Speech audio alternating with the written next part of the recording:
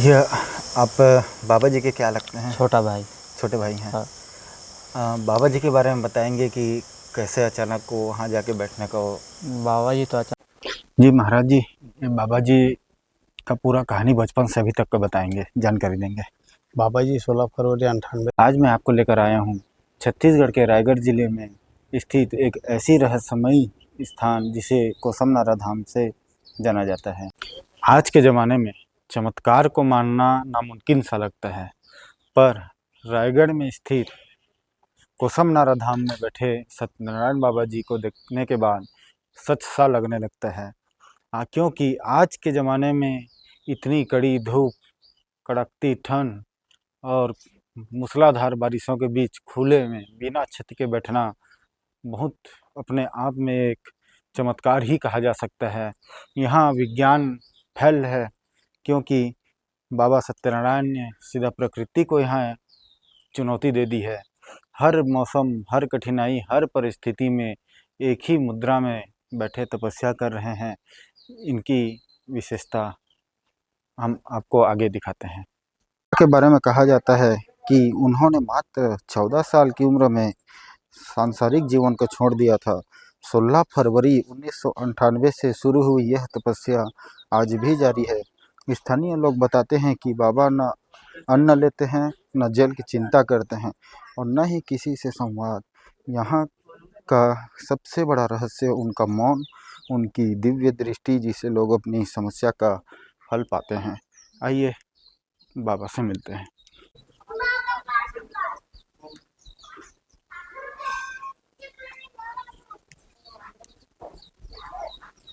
सवाल ये उठता है कि क्या कोई इंसान बिना अन्न जल के जीवित रह सकता है? कैसे वो हर मौसम में एक ही तरह से स्थिर रहते हैं? कई लोग इसे ईश्वर का अंश मानते हैं, तो कुछ लोग इसे एक अद्भुत आध्यात्मिक साधना। खास बात यह है कि यहाँ आने वाले राजनेता हो या आम आदमी, सबकी आस्था एक समान है। आइए देखते हैं बाबा को। कैमरामैन दिखाएंगे।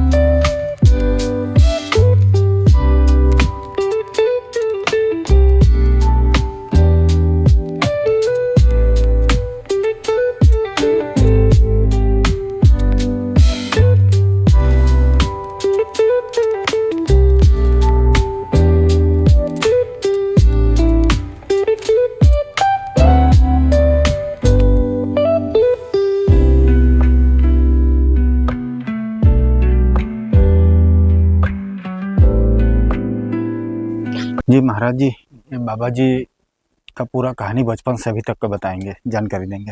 बाबा जी 16 फरवरी 98 से बैठे हैं। हाँ बाबा जी जी और बाबा जी निरंतर ऐसे तीनों मौसम में बैठे रहते हैं। जी यहाँ मेला लगता है सावन में।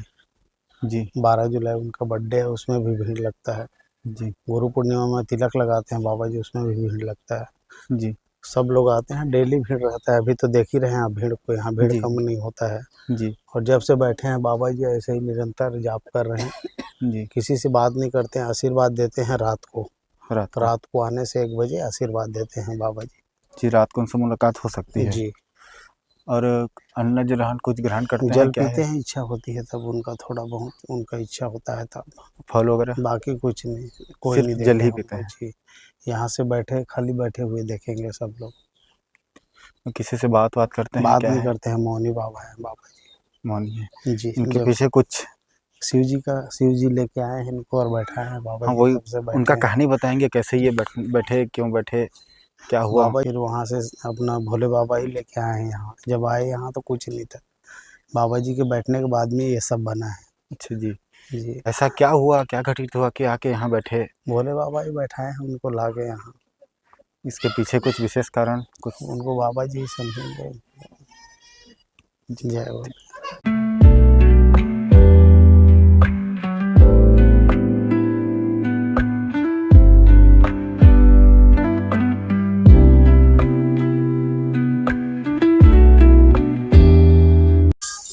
रायगढ़ के इस बाबा धाम में आप देख सकते हैं मेरे पीछे एक पेड़ जिसे बहुत सारे नारियल बंधे हुए हैं। लोगों की मान्यता है कि यहाँ सच्चे मन से अगर कोई चुन्नी में नारियल बांधता है, यहाँ मन्नत मांगता है तो उनकी सारी मनोकामनाएं यहाँ पूर्ण होती हैं। आज जी बाबा जी यहाँ कब से बैठे हुए हैं? बाबा जी तो यहाँ 16 फरवरी 1998 में बैठे हैं बाबा। यहाँ क्या हुआ ऐसे जो अचानक आके मतलब यहाँ बैठे, क्या घटना घटी, क्या हुआ, जानकारी देंगे? तो कोई घटना के बारे में तो हमको नहीं पता है जी लेकिन बाबा जी ऐसे कुछ बचपन में पढ़ाई वढ़ाई करते थे जी तो अचानक एक दिन बोले घर में कि मैं जा रहा हूँ पढ़ने का है, घर बाता से लेके निकल गए हैं बाबा जी जी पूरब की ओर। जी ये पूरब की साइड है जी और बाबा जी के गांव ऐसे पश्चिम दिशा में पड़ता है। जी तो तब से आज तक बाबा जी ऐसे बैठे हैं, स्कूल नहीं जा करके बाबा इसी स्थान में आ गए हैं। जी। इनका गांव कौन सा है? देवरी डिमरपाली। देवरी डूमरपाली। वहाँ से आके यहाँ कुसुम नारा में बैठे? जी कुसुम नारा भाटा नमूना सा था जी खंडहर जैसे। जी जी। कहा जाता है इनको कुछ सपना वगैरह भगवान शंकर जी का आया था, देखो इस विषय पर? बाबा जी तो पहले देखो बचपन में गांव में भी 7 दिन और 7 रात बाबा जी बैठे थे। जी उसके बाद फिर उठे पूजा पाठ करते थे बाबा जी। बाबा जी तो बचपन से समझ जाओ भोलेनाथ के अवतारी हैं। अच्छा जी और उसके बाद फिर पढ़ाई वढ़ाई करते थे बाबा जी। जी और फिर एक दिन न जाने कैसे उनका मन हुआ, ऊपर वाला के मन हुआ जी क्या जी हुआ कैसे हुआ, वो तो वही प्रभु जी जाने। पूरब की ओर बाबा जी चल पड़े और तब से आज से उस दिन था 16 फरवरी 1998 था जी और आज तक बाबा जी बैठे हैं निरंतर। तीनों मौसम में से बाबा बैठे रहते हैं, गर्मी में भी, बरसात में भी, ठंडी में भी, तीनों मौसम। और उनके लिए न तो दिन है न तो उनके लिए कोई रात है, सब समय बराबर। उनके लिए सब बराबर है। जी। अभी बाबा दिन में मतलब आँख बंद के तपस्या में लीन है वो, जी लेकिन वो रात्रि में बाबा 1 बजे गेट आँख खोल देंगे। जी एक मतलब आँख खोलेंगे उसी समय जो हमारे दर्शनार्थी लोग हैं जी दर्शन करने की भीड़ रात में आते हैं, बाबा जी को अपने दुख सुख सुनाते हैं। जी बाबा बढ़िया दुख सुख सुनते हैं। जी बाबा जी मतलब कोई ऐसे वो नहीं करते हैं कि किसी को फूंक झाड़ कुछ नहीं। बाबा जी आशीर्वाद वगैरह प्रदान करते हैं। जी उन्हीं के कृपा से जी दुख दर्द जिसका जैसा होता है जी लेकिन तकलीफ दूर होती है। तकलीफ अगर दूर होती है। अक्सर लोग बोलते हैं कि हमारा बाबा जी के दर्शन करके दर्शन लाभ हुआ कहकर बोलते हैं। जी जी यही हमको सुनाई देता है। और बाबा जी का ऐसा कुछ फूक झाड़ नहीं करते हम बाबा जी जी। जी जी जी। रात को जैसे कोई 1 बजे आता है बाबा जी से मिलने, उनको दर्शन उनका हो पाएगा क्या है? बाबा जी की देखो जो दूर दराज से आते हैं यहाँ दर्शन करने के लिए, जी उनके लिए बाबा धर्मशाला बना रखे हैं। उनके लिए भोजन के लिए भी व्यवस्था रखा गया है। उनके लिए सोने के लिए भी बाबा जी बिस्तर वगैरह समिति जो है समिति उनके लिए सब व्यवस्था कर रहा है। जी और जो नज़दीक के लोग हैं जी वो मतलब डायरेक्ट आके रात्रि 1 बजे से लेके 4 बजे तक बाबा जी जी का समय देते हैं उनको। जी फिर अपने मतलब अपने ध्यान में वो चले जाते हैं बाबा जी। जी। तो उसी समय जो सुनते हैं बाबा जी 1 से 4।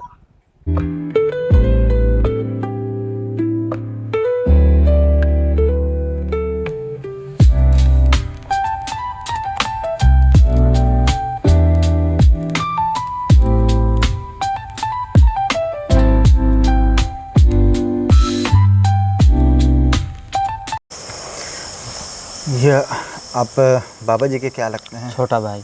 छोटे भाई हैं। हाँ। बाबा जी के बारे में बताएंगे कि कैसे अचानक को वहाँ जाके बैठने का वो?